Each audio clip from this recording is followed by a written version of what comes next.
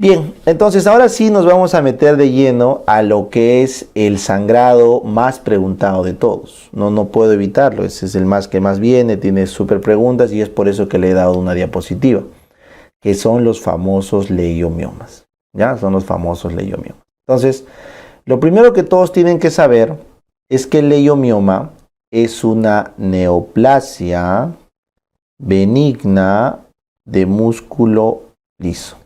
Neoplasia porque se replican las células, benigna porque no tiene criterios de malignidad, que son invasión debajo de la membrana basal o al tejido circundante, correcto, metástasis a distancia, ni displasia celular, o sea, no hay nada de eso, por eso es benigno. Y es de músculo liso, o sea, el tejido que abunda ahí es músculo liso, ¿ya? Ese es un leiomioma. Estos leiomiomas, apunta el dato, afectan al 80% de mujeres. O sea, prácticamente todas van a tener su leiomioma si es que les hiciéramos una anatomía patológica a todas las mujeres del mundo. Pero los síntomas no se presentan ni en el 10% de los casos. O sea, si bien es cierto es la neoplasia ginecológica más frecuente que existe, normalmente es asintomático. Y la mujer se muere y nunca se enteró que tenía miomas. ¿Ya? Bien. ¿Por qué se forman? Porque estos miomas tienen dos componentes. Primero es un problema genético, como toda neoplasia.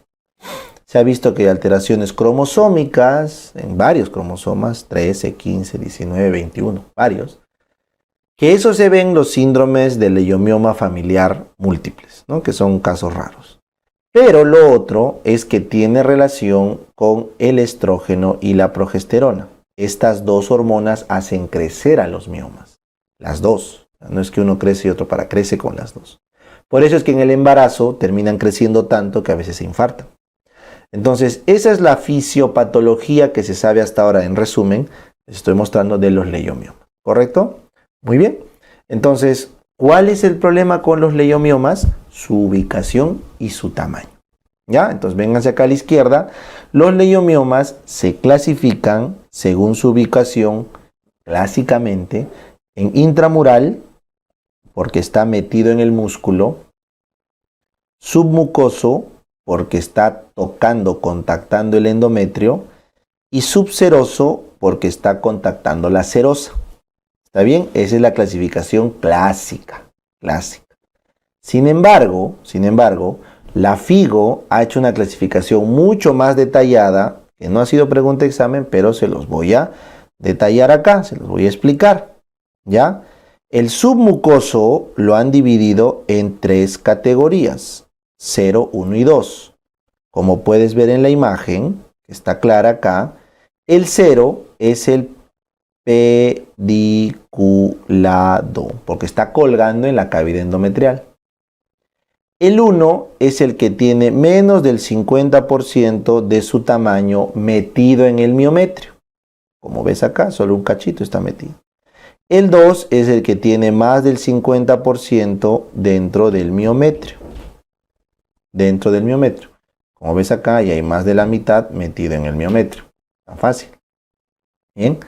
Luego tenemos el O, que significa otro. Other. Entonces el SM es submucoso, O es other. Por eso en la diapo anterior vimos que un mioma intramural es LO. Entonces este other puede ser 4, como ves acá, cuando es totalmente intramural. Vamos a poner acá, 4 es el que es totalmente intramural. ¿Ya? El 5, como ves acá, ya está contactando serosa. El 6, como ves acá, también está contactando serosa. Y el 7 está pediculado hacia afuera. Entonces las 3 clasificaciones del submucoso corresponderían a estas 3 clasificaciones en el subseroso. ¿Correcto? El 5 será el subseroso que tiene más del 50% de su estructura en el miometrio. El 6, el subseroso que tiene menos del 50% de su estructura en el miometrio, porque no te olvides que está de salida, ¿no? Por eso es inverso al submucoso. tiene ya menos en el miometrio. Y el 7 será el que es pediculado, pero profe, pediculado hacia afuera, ¿no? Hacia la cavidad pélvica. Tiene lógica, ¿no? Sencillo. Por eso les digo, los ginecólogos son prácticos, esa gente es práctica, es genial, ¿no? Los ginecólogos, cuando ustedes roten, van a ver que es gente práctica. Y finalmente le ponen 8, voy a hacer con color rojo, al mioma parásito. 8 es el mioma parásito. ¿Qué significa mioma parásito, Doc? Es aquel mioma que no recibe irrigación de la arteria uterina. O sea, recibe irrigación de otra arteria. Está en otro lugar que no es el útero como tal. Acá les he puesto en el cérvix. No, pero debería ser un poco más abajo porque el cérvix también recibe una ramita cervicovaginal. Pero el mioma parásito está en otro lugar sin irrigación de la uterina. ¿Ya? Y muchos me preguntarán, ¿y Doc, por qué se salteó el 3? Es que el 3 está en el limbo. No podemos decir que es submucoso ni otro, o mejor dicho, es parte submucoso y es parte otro, porque el 3, como ves acá, es el mioma de contacto. O sea, todo está totalmente metido en el miometrio, pero contacta un poquito el endometrio. Por eso es que muchos lo ponen a este como submucoso. El de contacto en mucha literatura lo van a poner como submucoso. ¿Ya? Pero prácticamente es un intramural. Bien, por eso es que está en ese limbo. ¿Listo? ¿Entendido? Bacán. Ahora vamos a ver la clínica de cada uno de estos miomas. ¿Ya? Entonces, el intramural, como están viendo acá, como está enterrado en el miometrio, cuando es pequeño, vamos a poner así, cuando es pequeño y cuando son grandes. ¿Ya? Cuando es pequeño es asintomático, porque está metido en el miometrio y nadie se da cuenta. Cuando ya es más grande, aparece masas en plural. Se palpan masas irregulares en el útero. ¿Ya? Y esas masas, como tú ves acá, van a complicar a estas arterias de acá. Esta arteria que voy a poner de color azul es la radial. Y es una arteria recta que atraviesa el miometrio, que debe ser contraída durante la menstruación por las contracciones uterinas para que el sangrado sea bajo en las arterias que le siguen. Después de la radial vienen las arteriolas rectas de la capa basal y luego las arteriolas espirales de la capa funcional del útero. ¿Ya? Entonces, cuando una chica está reglando, le duele su útero porque está contrayéndose. Y esa contracción del miometrio, producto de las prostaglandinas, lo que hace es contraer a esa arteria radial, la estruja. Entonces, si estruja la arteria radial, entonces baja el flujo en la recta y en la espiral, y eso genera la necrosis que causa el sangrado, ¿no? Y eso también ayuda a que se coagule la sangre para que ya no salga. Entonces yo te hago una pregunta lógica. ¿Qué pasa si un mioma intramural obstaculiza la contracción de la radial? Entonces va a haber mucha más sangre. Entonces, ¿qué va a tener la chica? Hemorragia uterina normal. Por eso cuando son muy grandes aparece hemorragia uterina anormal. Aparece hemorragia uterina normal. Es algo que tienes que tener claro. Tiene que tener claro. Hemorragia uterina normal. ¿Entendiste? Bien. Y finalmente, si es que ya es muy grande, vamos a poner acá, muy grande. ¿Ya? Si es que ya es muy grande tu mioma intramural, vas a deformar la cavidad, va a haber una deformación de la cavidad y eso va a generar infertilidad, porque puedes generar abortos, porque estás deformando ya la cavidad. ¿Listo? Bien. Vamos ahora al siguiente. ¿Qué podemos decir de los submucosos? Los submucosos, cuando son pequeñitos, igual, como están en contacto con el endometrio, van a dar sangrado. Así que el submucoso da sangrado desde el inicio. Por eso es el más sintomático de todos, porque siempre va a arrancar con síntomas que es el sangrado. ¿Listo? Ahora, estos submucosos, indistinto del tamaño, también dan infertilidad, porque no importa el tamaño que tengan, igual el blastocisto, si se encuentra con un mioma, puede abortarse. Y como están ahí mismo en la cavidad, tú no sabes si va a pasar por ahí. Entonces, sangrado e infertilidad son síntomas inevitables del mioma submucoso. Es inevitable, ¿correcto? Cuando son muy grandes, recién cuando son muy grandes, podrían dar masas. Solo cuando son muy grandes, porque ya se están metiendo en el miometrio. ¿Listo? Esa es la clínica del submucoso, en resumidas cuentas. ¿Ya? Y vamos con el subseroso. El subseroso, como crece atrás hacia la pelvis, es asintomático. Es asintomático, porque crece hacia la pelvis, o sea, la cavidad pélvica, pero no pasa nada. Cuando ya son más grandes los subserosos, mucho más grandes, ya puede aparecer dolor. Ya puede aparecer dolor. Podría o no haber masas, porque no se olviden que si el mioma está creciendo hacia atrás, no palpas la masa. Si está creciendo hacia adelante, donde hacemos el tacto, sí puedes palpar masas, así que eso no es obligado. Pero sí aparece un dolor porque cuando ya es grande empieza a comprimir otras vísceras y duele. ¿Ya? Y si ya es muy muy grande, se puede torcer. Entonces, cuando hay torsión, correcto, corremos el riesgo de un abdomen agudo. ¿Ya? Un abdomen agudo por torsión. Así que eso sí es complicado en un mioma subseroso. Fertilidad no difícil que cause infertilidad, así que esa es la clínica que deben tener para vuestro resumen. ¿Listo? Bien. Finalmente, para no pasar este punto, aprovecho esta diapositiva para hacer un breve resumen de las arterias del útero. Ya, entonces no se olviden. La primera que llega, esta que ven acá, es la arteria uterina, ¿no es cierto?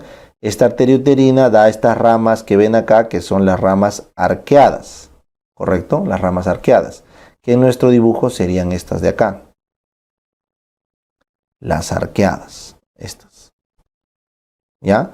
Estas arqueadas, les dije que dan las radiales las rectas las espirales, ¿no? Y con eso ya está el útero. Ahora el útero termina en esta rama que están viendo acá, que es la rama tubárica. Y esa rama tubárica se va a encontrar con esta arteria que viene acá, que es la ovárica. La ovárica que va al ovario también tiene una rama tubárica. Y ahí es donde se empatan las arterias ováricas con las ramas de la uterina. Ahí, en la tubo ovárica. ¿Ya? Y finalmente recuerden que la arteria uterina tiene una rama que va al cérvix y a la vagina, que es la rama cérvico-vaginal, que va al cérvix y al tercio superior de la vagina. Porque al tercio al tercio medio de la vagina va la arteria vaginal y al tercio inferior la pudenda interna. ¿Listo? No olviden que el uréter pasa por debajo de la arteria uterina. Los ginecos, prácticos ellos, tienen una mnemotecnia súper fácil, porque cuando están operando no pueden tener ese error. Entonces, ¿qué cosa lleva el uréter? Orina. Y la orina pasa por el desagüe o por encima. Por el desagüe, profe. Entonces, la orina, el uréter pasa por debajo y la arteria uterina pasa por encima. Sencillo. ¿Ya? Muy bien. Entonces ahí hemos hecho un breve resumen de las arterias porque no quiero dejar pasar eso en esta diapositiva. Bien, entonces vámonos al diagnóstico. Bueno, pues el diagnóstico de los miomas se hace por historia clínica. Lo que manda primero es la clínica, donde vas a tener todo lo que esto de acá les he mencionado. Y para confirmar el diagnóstico, basta lo que están viendo acá, que les dije era una eco transvaginal. Una eco TV es suficiente para diagnosticar. Entonces se confirma con una eco transvaginal. Sin embargo, hay un subtipo de miomas, que son los submucosos, estos de acá, que a veces no se pueden ver bien con la eco TV y obligan a hacer una histerosonografía, que están viendo acá. Voy a ampliarlo después. histerosonografía. ¿Qué significa? Histero, útero, sono, ecografía, grafía. O sea, una imagen con ecógrafo del útero. ¿Que pero eso no es la ECO-TV? No, es que la ECO-TV solo es una ecografía a través de la vagina. Pero en esta vas a tratar de pintar al útero. Y eso se hace metiéndole agua. Si le meten agua a la cavidad endometrial, mejoras la imagen del útero, por eso es una histerosonografía. Esta histerosonografía es exclusiva para los submucosos, ¿ya? Y finalmente, algunos subserosos, asterisco, o algunos miomas parásitos, asterisco, que están fuera del alcance de la ECO-TV y de la histerosonografía, que van a requerir, profe, resonancia. Caballero, porque va a ser la única forma de encontrar tejido blando en algún lugar de la pelvis. Entonces, esos podrían requerir resonancia en casos extremos. ¿Listo? Bien. ¿Qué más tienen que saber? Estos miomas usualmente crecen tanto y tan rápido que se necrosan. Se necrosan, entonces se caen, o sea, se isquemizan, ya no les llega sangre y se mueren. Entonces, la degeneración más frecuente en la mujer en edad fértil es la degeneración hialina, porque el tejido se isquemiza y se vuelve un tejido hialino de reemplazo. Y este tejido hialino después, en algunos casos, se licuefacta, desaparece y se forma un quiste. Por eso las dos degeneraciones de la mujer en edad fértil es la degeneración hialina y luego la degeneración quística. Listo. En cambio, en las mujeres postmenopáusicas, lo que tenemos es una calcificación, porque la caída hormonal es tan brusca que genera una necrosis del mioma que termina al final activando el mecanismo de calcificación. Entonces en ellas está la degeneración calcificante. ¿Ya? Doctor, ya tengo mujer en edad fértil, ya tengo posmenopáusica. ¿Quién me falta? La gestante. Es un estado en la mujer, la gestación. Entonces, en las gestantes, lo que ocurre es, por tanta hormona, yo les dije, por tanto estrógeno y progesterona, ¿qué pasaba en la gestante? Le crece su mioma, le crece. Entonces, lo que va a tener la mujer gestante va a ser una degeneración roja, hemorrágica, carnosa, así se llama. Roja porque hay mucha irrigación, hemorrágica porque termina sangrando y carnosa porque el tejido está como una carne viva, o sea, muy irrigado. ¿Por qué? Porque el tumor crece, pero también aumenta el flujo, porque está gestando. Por eso es roja. Degeneración roja, hemorrágica o carnosa es de la gestante. Y ojo, es causa de abdomen agudo en la segunda mitad después de la apendicitis. Entonces, es importante esta degeneración en las gestantes. ¿Ya? Eso deben tener en cuenta, por favor. Muy bien, entonces con esto explicado, vamos ahora al tratamiento. ¿Ya? Vamos ahora al tratamiento. Entonces yo te pregunto, si el 80% de mujeres tienen miomas, ¿vas a meter cuchillo al 80% de mujeres? No, profe, no tiene sentido, ¿cómo voy a hacer eso? Correcto. Como no vale la pena meter cuchillo al 80% de mujeres, entonces el tratamiento es observación. La gran mayoría de miomas se observan, no se tocan, ¿correcto? Se observan. ¿Ya? ¿Por qué? Porque esto afecta al 80% de la población. Entonces, ¿qué es lo que tú tienes que evaluar antes de operar? Lo que tendrías que observar para operar es que aparezca lo siguiente. Si una mujer ya está haciendo anemia por su mioma, o si una mujer está haciendo infertilidad, abortos por su mioma, ¿correcto? O si una mujer tiene ya dolor pélvico por su mioma, ¿correcto?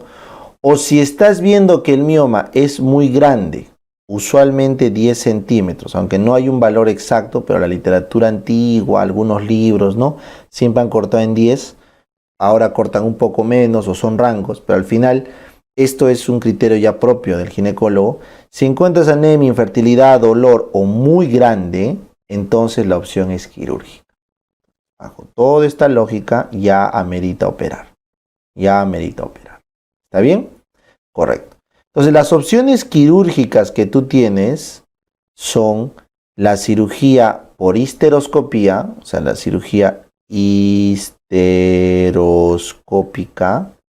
Ya les mostré el video para que vean cómo es por una histeroscopía. Tienes la miomectomía, ¿correcto? O tienes la histerectomía. ¿Está claro? Entonces tú tienes 3 opciones quirúrgicas para tu paciente. Le puedes remover el mioma por histeroscopio cuando la paciente tiene un submucoso, porque los submucosos se pueden operar por histeroscopía.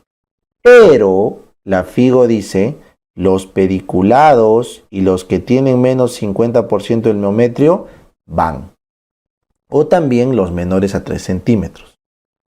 Pero los que tengan más del 50% del miometrio o más de 3 centímetros, ya dicen que mejor no. Ojo, no es no directo, es mejor no, porque no suelen tener buenas tasas de recuperación. ¿Ya? Entonces, cuando estás frente a esos casos que no puedes operar por histeroscopio, que es del 2 en adelante, entonces ahí que te queda la miomectomía. La miomectomía puede ser convencional, correcto, a tajo abierto, o laparoscópica. Se prefiere obviamente la laparoscópica, ¿no? Mucho menos invasiva. Y cuando la paciente tiene miomas múltiples, que están deformando su cavidad y ya no quiere tener hijitos, recién te vas a la histerectomía total. No radical, total. Histerectomía total significa que sacas solo el útero. Histerectomía radical significa que sacas el útero y la cúpula de la vagina con ligamentos. ¿Ya? Entonces, histerectomía total es suficiente. ¿Correcto? En el caso de miomatosis múltiple y que ya no desea salir gestando. Listo. Ahora, existe un grupo de pacientes donde la cirugía está contraindicada. No las puedo operar. Ya sea porque sangran mucho, ya sea porque no quieren recibir transfusión de sangre por su religión, o porque no sé, es muy grande el tumor y no puedo abordarlo. Bueno, N razones. Entonces, por todas esas N razones existen tratamientos médicos del leiomioma, o al menos no quirúrgicos agresivos. ¿Cuáles son las opciones? Puedes embolizar. Se puede embolizar la arteria. Se emboliza la arteria para que el mioma deje de recibir irrigación y se muera. ¿Ya? Puedes usar análogos de la GnRH, ¿correcto? Puedes usar análogos de la GnRH que al darlos de forma continua silencian el eje y, como ves acá arriba, ya no producirías hormonas. Entonces, si ya no produces hormonas, ya no crece el mioma, ¿correcto? Entonces, análogos de GnRH es un tratamiento también importante, interesante para los miomas. ¿Listo? Eso es entonces en los pacientes que no se puede operar. Muy bien, entonces con todo esto ya hemos terminado el resumen de los leiomiomas. Entonces miren acá, en esta imagen, estás viendo una ecografía. He tratado de ponerle realce porque así no se ve en la vida real, pero le he puesto un realce por fines académicos. Entonces, como te das cuenta, voy a tratar de guiarte en esta ecografía. Acá tengo el útero, ¿no? Todo esto, y acá hay una cosa pues no rara. Esto que estás viendo acá es el endometrio. No sé si logran ver esa pequeña línea blanca, lo estoy remarcando. Y esto de acá es un adeno, pero es un leiomioma, fibroma también llaman, ¿no? Pero mejor es leiomioma. ¿Por qué, profe? porque este tejido es hipoecoico, no es anecoico, es hipoecoico, es homogéneo, y los bordes son redondeados, homogéneos. Entonces, cuando ve esto un gineco, ese es un mioma, dice. Ese es un mioma. ¿Listo? Ya. Pero si te das cuenta, esta imagen de acá es mucho más nítida. Esta imagen que estás viendo acá es mucho más nítida. ¿Por qué, profe? Porque le he puesto agua. Esto que están viendo acá es solución salina, agua. Y toda esta cosa que están viendo acá es la cavidad endometrial. Grande. Que acá era una lineecita, acá era una línea pequeñita. Entonces, ¿qué he hecho acá? Acá le he metido agua para tener una histerosonografía. ¿Y qué pasa con la histerosonografía? Me permite ver miomas que son más pequeños submucosos. Entonces, si te hubieran pedido para ver miomas submucosos más pequeños, la histerosonografía es mucho mejor, ¿ya? Para ver miomas pequeños, porque hay mucha más resolución. Histerosonografía, ¿ya?